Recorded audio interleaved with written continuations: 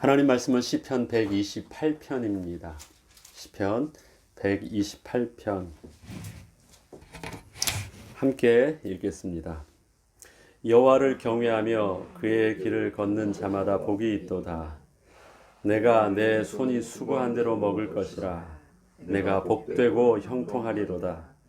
내 집 안방에 있는 내 아내는 결실한 포도나무 같으며 내 식탁에 둘러앉은 자식들은 어린 감람나무 같으리로다.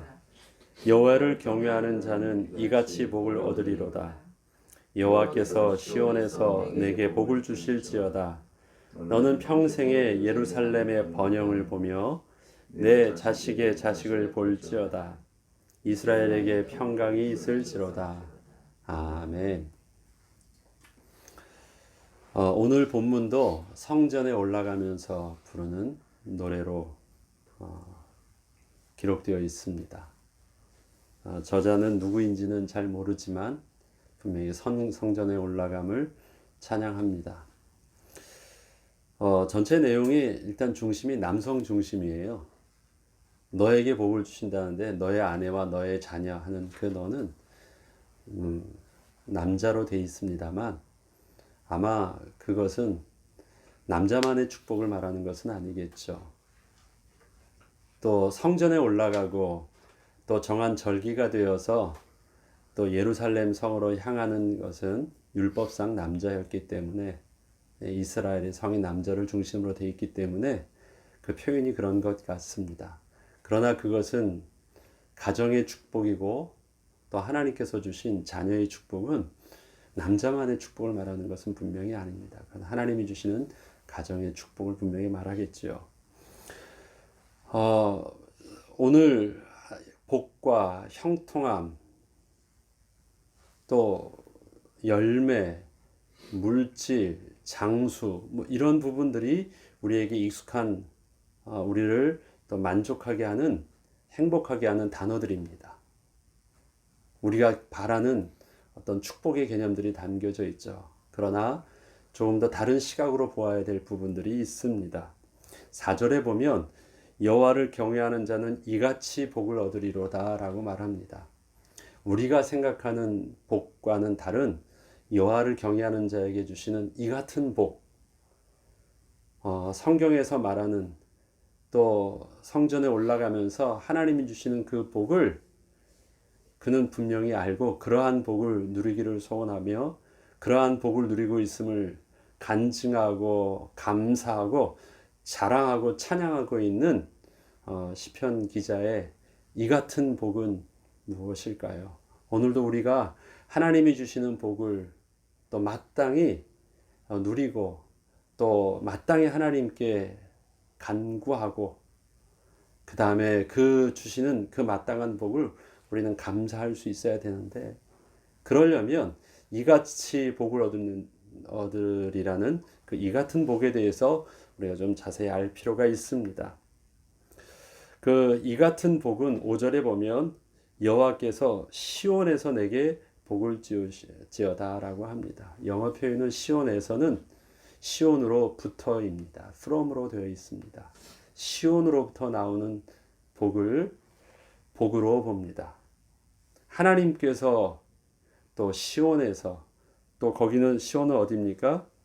예루살렘 하나님의 성전에서 하나님의 성전에 있다라는 부분들은 바로 예배하는 자에게 하나님을 경외하는 자에게 하나님이 주시는 그 은혜로부터 진정한 복의 출발됨을 말하고 있습니다.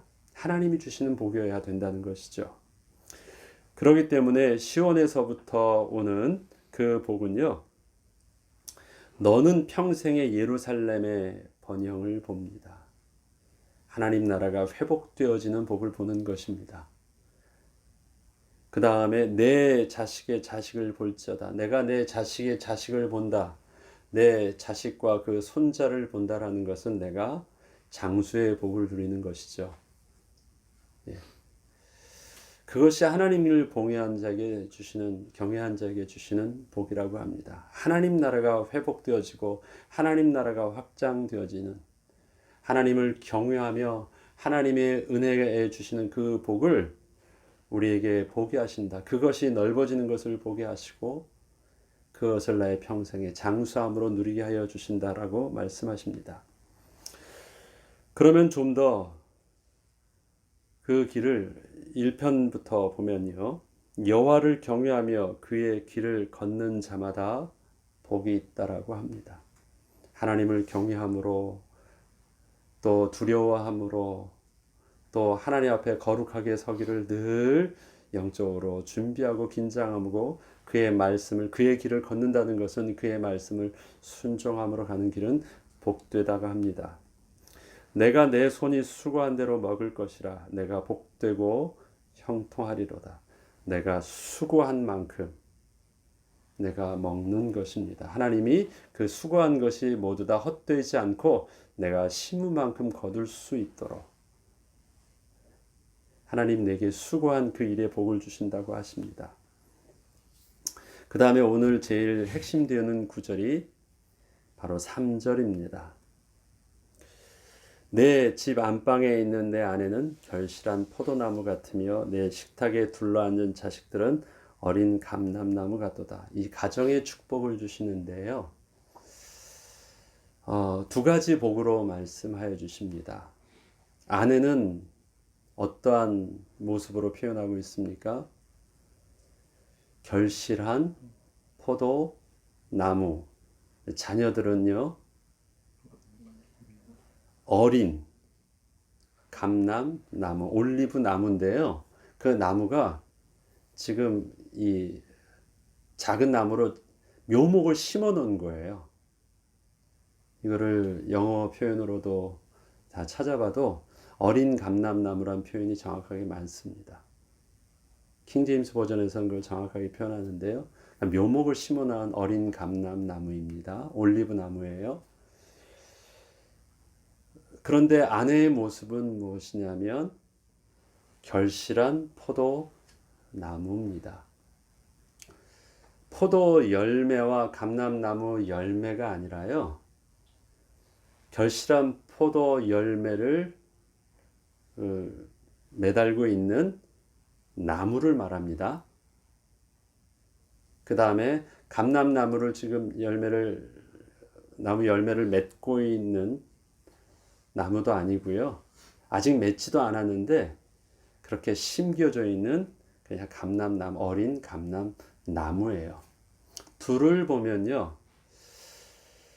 그 자의 손에는요. 포도 열매를 손에 쥐고 있지 않습니다. 감람나무 열매를 쥐고 있지 않습니다.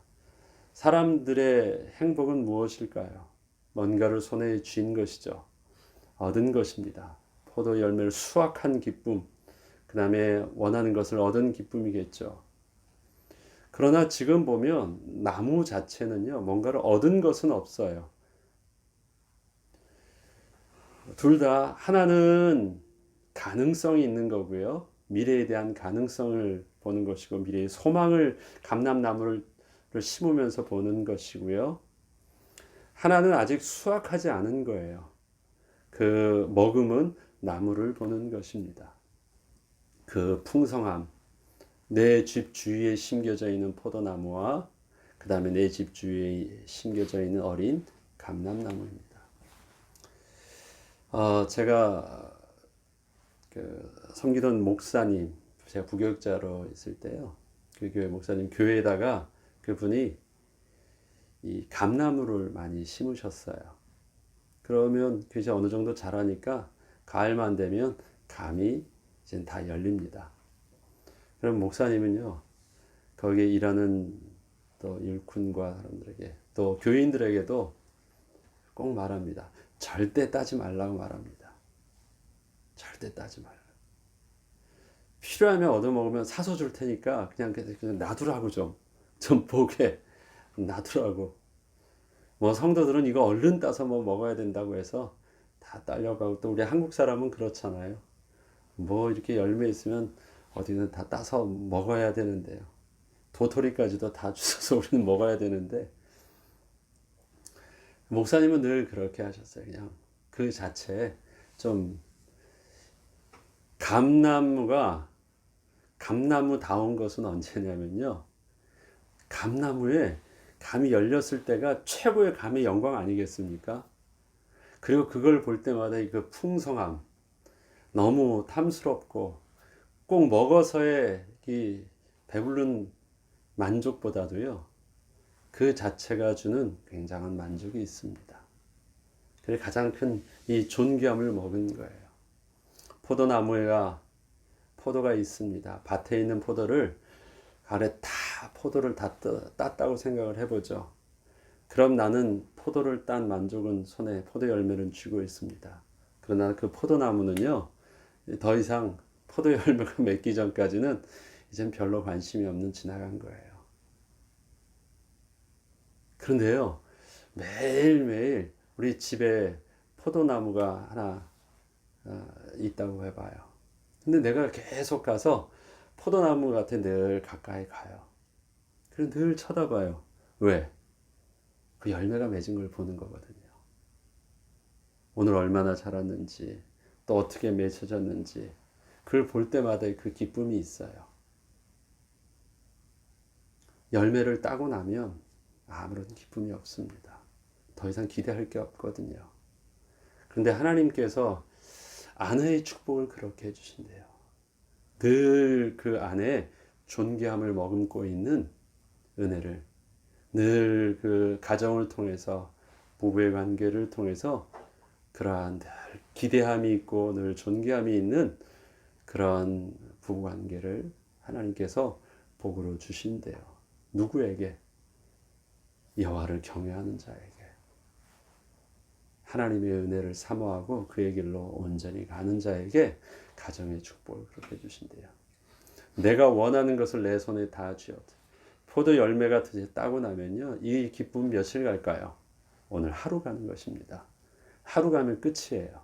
왜요? 그 다음 날부터는 이것이 상하기 시작하거든요. 이걸 어떻게 관리해야 되지? 한번 따고 나면 이것을 관리할 것이 두려워가지고 막 고민할 것입니다. 따고 나면 그래서 뭘 해야 돼요? 열매로 먹지 않고요. 포도주를 만들어야 돼요. 완전히 짓이겨가지고 즙을 내지 않으면 그 포도 열매 자체로서 오는 그 축복은 얻을 수가 없습니다. 그것이 집에 있는 먼 밭에 있는 걸 함께 다 수확한 것이 아니라 집에 나누어져 있는 포도 열매에서 늘 땁니다. 내가 열심히 오늘 100이라는 만큼 일을 했다고 해서요, 수확을 100을 다 따는 것이 아닙니다. 나는 100을 일해도 오늘 나는요, 내 일용할 양식만큼 그 포도를 따면 되는 것이에요. 늘 그 포도의 기쁨을 머금은 것. 여러분, 문전옥답이라는 말이 있습니다. 한국말에는 문전옥답. 문 앞에 있는 좋은 밭이에요. 거기 있는 것은 팔려고 심는 것이 아닙니다. 거기엔 농약도 제대로 잘 주지도 않습니다. 물도 열심히 주고 거름도 잘 주지만 누구? 내가 먹으려고. 내 사랑하는 우리 자녀들과 함께 하려고. 그래서 문전옥답은 절대 팔지 않습니다. 늘 필요한 만큼 그렇게 하거든요. 이들에게 있어서의 문전옥답은 바로 이 포도와 그 다음에 올리브예요. 근데 포도는 그렇게 열매를 맺어요. 그렇게 해서 늘 기쁨을 거두어드립니다. 그리고 그 가치를 늘 바라봅니다. 한꺼번에 그냥 확 다 가지고 포도주를 만들고 땡 하고 버리는 것이 아니라 나는 그걸 통해서 늘 포도 열매, 포도나무의 가치인 포도 열매를 열매 자체로 늘 기쁨으로 늘 취해요. 그런 행복과 그런 만족함과 그런 풍성함이 늘 나의 집 앞에 있습니다. 집 주위에, 내 집 주위에 그런 포도나무가, 열매 맺은 포도나무가 있는 집을 한번 상상해 보세요. 제가 옛날에 시골에 갔을 때 우리 시골 담장에 이 포도나무가 있었거든요. 거기 몇 개 이렇게 맺어져 있는 것들도 그렇게 반갑더라고요. 여러분들이 채소를 키우잖아요. 오이도 키우고 고추도 키우고 토마토도 키우고 그게 먹어서 기쁨입니까? 배고파가지고 그것을 키워서 먹고 있나요? 그 기쁨이 있는 거예요. 열매를 맺는 기쁨이 있는 거예요. 예. 거기서는 사서 먹는 것보다 몇 개 안 나와도요, 거기서 그 한 개 따서 열매를, 한 개 땄을 때 그것이 너무 소중해가지고, 그거 혼자 먹기도 너무 아까워가지고, 가장 소중하게, 그래서 너무 귀하다고 해서 또 사랑한 이를 갖다 드리기도 하고, 또 저에게도 또 감사하다고 해서 너무 갖다 주시기도 하고, 너무 귀하게 그렇게 합니다. 어린아이는 어떻다고요? 바로 심은 묘목과 같은 감람나무래요. 내가 포도 열매를 보니까 그 기쁨이 있는데요. 감람나무도 옆에 심어 놓은 것. 근데 그거에 대한 내가 할 수 있는 건 뭐예요? 매일매일 물 주는 거예요. 그 다음에 잘 자랄 수 있도록 보호해 주겠죠. 그러나 거기에는요, 다 자랐을 때 그것을 또 거둘 기대가 있습니다. 열매를 맺지 않기 때문에 무관심하고 가치 없는 것이 아니에요. 거기에는 뭐가 있냐면 열매는 없지만 미래에 대한 소망이 있어요. 그래서 그 자체도 늘 기뻐요. 물을 주는데 기뻐요. 묘목이지만 내가 묘목에 오늘 물을 주고 있는데요. 이게 헛수고라는 생각이 전혀 안 들어요. 힘도 안 들어요. 왜? 거기는 소망이 있기 때문에 그렇습니다. 우리 자녀에게 부모가 자녀를 통해서 부모에게 주시는 축복은 뭔가를 얻는 것이 아닙니다. 그를 통해서 내가 요구한 것을 얻어내는 것이 아닙니다. 자녀에게만 있는 것, 부모로서 자녀에게 볼 수 있는 축복은 소망이에요. 이를 통해서 하나님의 아름다운 열매를 맺게 하실 하나님의 기대를 보면서 오늘 나는 수고하고 아낌없이 주는 것을 멈추지 않는 것입니다. 가정의 축복은 이 두 가지가 공존한대요. 하나님께서 주시는 만족감과 풍성함과 그 다음에 기대감이 미래에 대한 소망이에요. 만족함은 감사함이죠. 그 다음에 하나님이 주시는 또한 기쁨의 소망을 가정에 주시는 것입니다. 이 부분들이 내 손에 어떤 열매를 가지고 있는, 성취한 것의 열매를 가지고 있는, 뭔가를 다 쥐고 있는 것과는 근본적으로 얻을 수 없는 것들입니다. 포도 열매를 아무리 많이 가지고 있다 할지라도, 그것을 창고에 쌓아놨다 할지라도, 감람나무 열매를 쌓아놨다 할지라도요, 그거는 썩혀야 되는 것이고 그것은 다 변형해서 다른 모습으로 돼야 됩니다. 포도는 포도 열매일 때가 제일 맛있어요. 열매로 먹을 때. 여러분 생 올리브 먹어보셨습니까? 여기서 먹는 건 다 올리브가 이 통조림에 있던 거라 짜고 까맣잖아요. 제가 스페인에 갔을 때 식당에 갔는데 음식을 먹기 전에 대추 같은 거, 이 파란 대추만 해요. 딱 요만한데 색깔도 녹색이고 파랗더라고요. 그리고 먹으라고 이만큼을 주었어요. 이게 뭔가 했어요. 먹어봤는데 굉장히 고소해요. 올리브가 기름이 많잖아요. 굉장히 고소해요. 너무 맛있더라고요. 그게 대추가 아니라 올리브. 그때 이제 생 올리브를 처음 먹어봤어요. 아, 올리브가 이렇게 맛있는 거구나. 맨날 그 까만 거 짜고 그런 것만, 이 통조림에 있던 것만 먹다 보니까 전 그게 올리브 맛인 줄 알았거든요. 그래서 올리브에 별 매력이 없었는데 갓 딴 올리브는 정말 고소하고 맛있습니다. 아삭아삭하고요. 그것이 이 밭이 있는데요. 내 집 주위에 그것이 있는 거예요. 우리 집에, 집 안방에, 우리 집에 있는데 우리 자녀들과 누리는 행복이 그것입니다. 하나님이 여호와를 경외하는 자에게 주시는 그 우리 인생의 축복들, 참된 예배가 회복되고요, 하나님의 말씀이 회복되어지고요, 하나님과의 기쁨이 있고, 그 다음에 가정에 주시는 하나님이 주시는 만족과 또 평안함과 감사가 있고, 늘 그것이 없어질까, 잃을까 두려워하는 것이 아니라 그 상태가 유지되어지는 것. 내가 요구하는 거 오늘 그냥 다 쥔 것이 아니라 하나님이 일마다 때마다 날마다 그 은혜로 주시는 열매가 아니라 나무의 비밀. 하나님께서 우리 자녀를 통해서 우리 다음 세대에 대한 미래에 대한 꿈을 꾸게 하시는, 소망을 품게 하시는 그 비밀을 가정이 누리는 것이래요. 이와 같은 복이라고 합니다. 세상은 오늘도 그 손에 열매를 주기를 원합니다. 다 따가지고 자기 손에 다 주기를 원합니다. 그것은 얻을 수 있지만 그 다음에 그것을 통해서 매일매일 하나님이 주시는 풍성함과 기쁨과 미래의 소망의 그 영적인 평안함의 상태는 누리지 못합니다. 여호와를 경외하는 자는 결과를 얻는 것이 아니라 삶의 과정 자체가 하나님 앞에서 해주시는 평안함이 있습니다. 그 은혜를 오늘도 본문을 통해서 언제까지요? 시온에서부터 오는 복을 내 평생에 하나님의 장수의 축복을 통해서 오늘만 누리는 것이 아니라 우리 삶 전체가 그렇게 누리도록 하여 주신다고 말씀하십니다.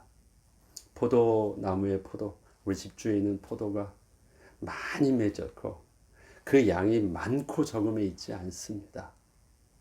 그런 풍성한 포도 열매를 맺는 포도나무가 지금 내 앞에 있는 것이 너무 나에게 기쁨을 주는 거예요. 양으로 승부하지 않습니다. 그 자체가 하나님이 우리에게 주시는 삶의 일용할 양식을 통해서 오늘도 우리에게 하나님이 주시는 복을 꿈꾸고 기대하고 누려야 되겠습니다.